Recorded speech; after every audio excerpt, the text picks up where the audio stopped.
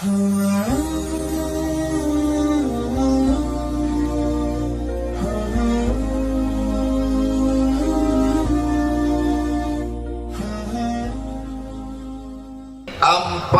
cara mendapatkan ketenangan. Mudah diingatkan? Empat cara mendapatkan ketenangan. Sekarang banyak orang risau dengan dunia ini. Akhirnya untuk mencari ketenangan dimakannya pil anjing gila. Semua sekarang orang sedang takut. Yang kuliah takut tak lulus, yang sudah lulus takut tak kerja, yang udah kerja takut tak nikah, yang udah nikah takut tak bisa nikah sekali lagi. Ibu jangan dulu tersinggung, suatu istrinya meninggal. Mau marahan. Maka untuk mendatangkan ketenangan, inilah dia judul ceramah ini. 4 jurus mendatangkan ketenangan. Yang pertama, bagaimana supaya kita ini tenang? Jurus yang pertama adalah wudhu. Apa namanya? Wudhu. Sekarang yang diurus orang bukan wudhu, nasi wudhu. Wudhu. Makanya tadi ketika saya sampai di ruangan kantor Pak Kalapas, yang saya tanya, mana toilet? Kalau saya nanya toilet, disangka orang saya mau kencing. Enggak, saya mau berwudu. Tapi sebelum wudu itu kencing dulu. Makanya tak masuk akal ceramah Ustadz ini. Bagaimana pula wudu bisa menenangkan? Ketenangan itu letaknya di mana? Di hati. Yang memasukkan ketenangan ke hati itu siapa? Allah. Allah memasukkan ketenangan kalau orang itu berwudu. Makanya wudu dulu. Sah tak sholat kalau tak berwudu? Tidak. Haji kalau tak berwudu? Tidak sah, karena rukun haji ada tawaf. Tidak sah tawaf kalau tidak ada wudu. Oleh sebab itu maka wudu. Ustaz, gimana kalau dia berwudu tapi tak mandi wajib? Bongak lu. Mandi lah dulu. Mandi. Tapi bagi yang tak bisa mandi, maka bisa digantikan dengan tayamum. Tapi kita kaji wudhu dulu. Nah, wudhu yang pertama, ambil air, masukkan ke mulut, namanya madmadah. Yang kedua, sekaligus ke hidung. Masukkan ke hidung, tarik.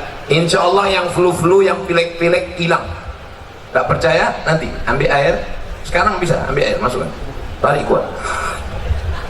Sakit Pak Ustaz? Iyalah, sakit. Masuk.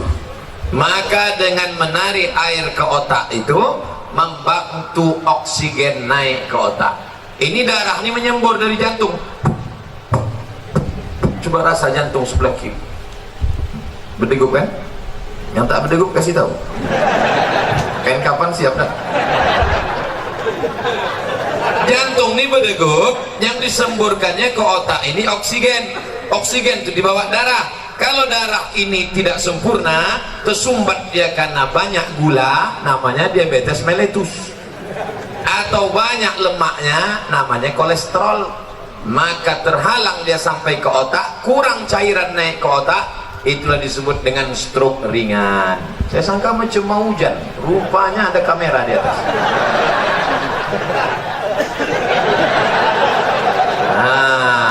Maka dibantu, kita pun segar. Makanya di restoran-restoran orang kaya-kaya yang hebat-hebat, yang mewah-mewah, yang mahal-mahal, ada di situ wastafel. Untuk apa? Sebelum makan cuci muka dulu. Kita pun kalau naik pesawat itu dikasih sama pramugari ada anduk kecil berasap. Bagi yang pertama kali disangkanya roti, dikunyahnya dulu. Padahal anduk kecil itu untuk cuci tangan. Anduk kecil yang berasap itu untuk cuci tangan, cuci muka. Rupanya orang-orang kaya itu cuci mukanya pakai anduk ya. Nah, maka kita pun diajarkan setelah bersih mulut, bersih hidung, bersih muka. Yang dibasuh muka ini mana? Sejengkal ke samping, sejengkal ke atas. Telinga dari paku kiri ke paku kanan. Ini dia paku. Yang telinganya tak berpaku, agak-agak aja. Dari ujung dagu sampai batas rambut di atas. Batas rambut yang normal. Kalau ada batasnya di sini, jangan buat satu lebih cepat. basuh. Habis itu tangan sampai ke siku. Habis tangan sampai ke siku, usap kepala. Usap kepala sedikit aja sah. Usap kepala semuanya sah. Habis itu telinga. Ini banyak juga orang berwudu nih, dibasahnya gini-gini telinga. Kan begitu, dibasahkan masuk ke dalam.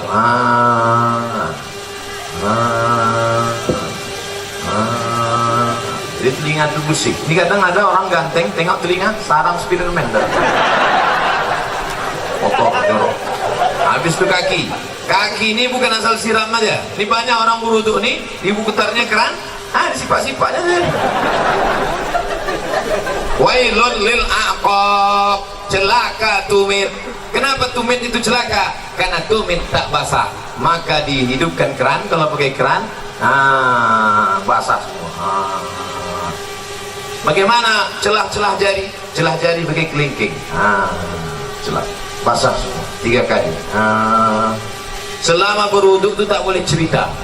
Waktu air masuk ke mulut, makrifatnya, hakikatnya keluar dosa-dosa mulut. Waktu air membasuh muka, hakikatnya, makrifatnya keluar dosa-dosa biji mata sampai mulut, sampai hidung. Ketika air menyiram tangan, keluar dosa dari jari-jari tangan. Ketika air mengusap kepala sampai ke telinga, keluar dosa-dosa isi otak kepala sampai keluar dari lubang telinga. Ketika air menyiram kaki, keluarlah dosa-dosa dari celah jari-jari kaki, bersih.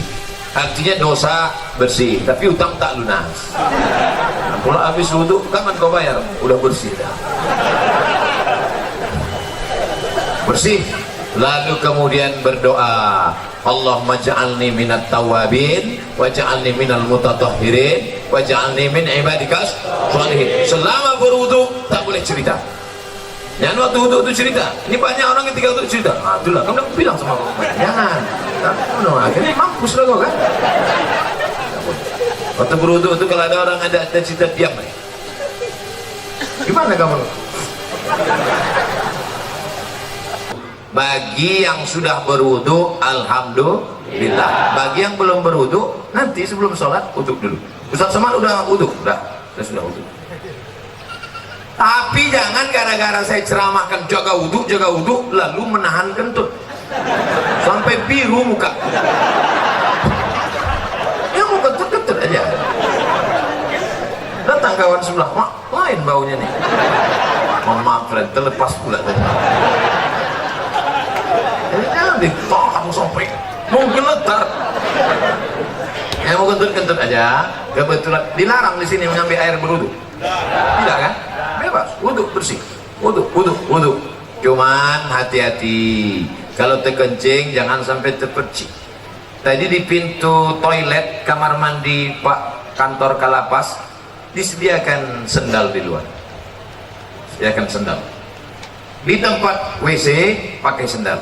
Kenapa? Karena tapak kaki yang menginjak bekas kencing itu yang membuat kita was-was. Datang setan berisi, wudu kau tak sanggup. Jadi kerja setan ini suka berbisik-bisik. Ayatnya jelas, allazi waswisu fi sudurin nas minal jinnati wan nas. Suka dia berbisik, wudu kau tak sanggup. Makanya kalau ada kawan yang suka berbisik, itu setan. Diam kau setan. Cara menghilangkan bisikan setan, jangan kasih pintu dia berbisik, maka pakai slop. Di tempat wudhu tadi masuk pakai kaki kiri. Allahumma inni a'udzubika minal khubusi wal khaba'is. Setan menunggu di pintu. Ini pintu WC, setan nunggu. Kalau ada orang masuk, dia ikut masuk ke dalam. Kalau kita baca doa, dia tak jadi masuk. Setan itu udah mau masuk dah. Udah dihidupkannya HP-nya, dia mau streaming.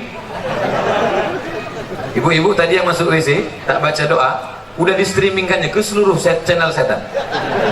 Setan-setan udah nonton Instagram. Hati-hati nanti masuk ke WC, baca langkah kaki kiri, Allahumma inni a'udzubika minal khubuthi wal khaba'is. Tadi ada air bak, ada air mengalir, saya tampung air mengalir. Karena saya takut mungkin air bak tadi entah ada masuk cicak, entah ada masuk najis, entah mandi masuk, takut menjadi air mustakmal. Kita tampung air. Nah, bersihlah dia. bersih mata, bersih kepala, bersih otak, bersih hati. Ketika sudah suci tadi, turunlah malaikat menenangkan ketenangan ke dalam hati. Ini pokok pangkal yang pertama. Ustaz, kenapa saya payah tenang? Mungkin wudukmu belum sempurna. Ustaz itu ceramah tentang tenang, dia aja tak tenang. Dari mana kau tahu aku tak tenang? Itu suara Ustaz ceramah menggelegar. Memang gini bawaan dari dulu. Ada penceramah itu yang lembut. Jamaah sehat, sabar. Pengajian kita siang ini adalah tentang sabar. Suami kita dilarikan orang, sabar. Anda model gitu. Saya tak bisa. Mau tinggi, mau di atas, mau senang, mau susah, mau bahagia, mau sengsara, mau tenang, mau gelisah, itu semuanya kuasa Allah. Maka kita minta kepada Allah, syaratnya harus bersih, dan bersih harus berwudu. Setelah berwudu, yang kedua banyak-banyak sholat, bukan sholat. Sholat. Itulah yang disebut dalam Quran, wasta'inu bis-sabri was-salah. Minta tolonglah kepada Allah dengan sabar dan sholat. Sabar, sholat. Maka sholat. Kebetulan pagi sholat duha. Usolli sunnatab duha rak'ataini lillahi ta'ala. Kebetulan nanti sebelum zuhur, usolli sunnataz zuhri rak'ataini qabliyatan. Nanti sebelum asar, usolli sunnatal asri rak'ataini qabliyatan. Nanti sebelum maghrib, usolli sunnatal maghribi rak'ataini ba'diyatan qabliyatan. Ada. Habis itu sholat sunat isya qabliyah ba'diyah. Habis itu malam bangun, usolli sunnatat tahajud. Dunia ini Bapak Ibu besar. Dunia ini besar. Mau dimasukkan ke kepala sebesar ini. Banyak ibu-ibu yang ingin nengok saya tak pakai peci. Sangka orang tuh saya pakai peci terus botak. Astagfirullah. Dunia sebesar ini mau dimasukkanlah ke dalam kepala sebesar ini. Apa yang terjadi? Pecah pembuluh darah. Jangan terlalu kau pikirkan dunia ini, tapi jangan pula sampai tak memikirkan dunia. Besok pagi ibu bangunkan bapak, Pak, bapak nggak masuk kerja, tak usah kau pikirkan dunia. Dunia ini harus dipikirkan, tapi jangan terlalu dipikirkan. Serahkan pada Allah. Besar masalahku ini, Allah maha besar. Allahu Akbar.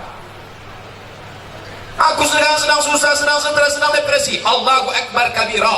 Aku sekarang sudah tak dipuji orang lagi, sudah jauh tuh, sudah dihina orang. Walhamdulillahi katsira. Allah yang punya pujian. Aku sekarang sudah dihina orang, dijatuhkan orang, disepelekan orang. Wa subhanallahi bukratan wa asila.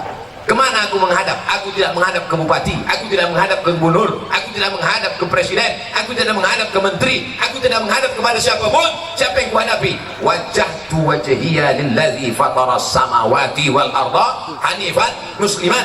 Aku berserah diri kepada Allah. Wa ma ana minal musyrikin. Serahkan semuanya kepada Allah. Inna salati wa nusuki wa mahyaya wa mamati lillah. Tapi jangan pula buat sholat macam ini nanti. Dan buat sholat itu, inna sholati wa nusuki. Takutnya ditegur kawan sholat. Tenang bro, macam iya aja. Nah, oleh sebab itu untuk menenangkan hati ini banyak-banyak sholat. Tapi wudhu tak sah kalau tak sholat. Makanya ibu yang selalu risau, ibu banyak sholat bu. Bapak yang selalu risau, bapak banyak sholat. Kalau ada ibu-ibu yang suka merepet aja tak berhenti, macam mesin pompong rusak, sholatlah. Paling tidak waktu sholat itu dia berhenti merepet. Alhamdulillah Ustaz Somad, sejak Ustaz ceramah kemarin biniku sholat berhenti dia merepet. Kapan? Waktu sembahyang tuh. Begitu salam, assalamualaikum warahmatullahi wabarakatuh. Itulah bang.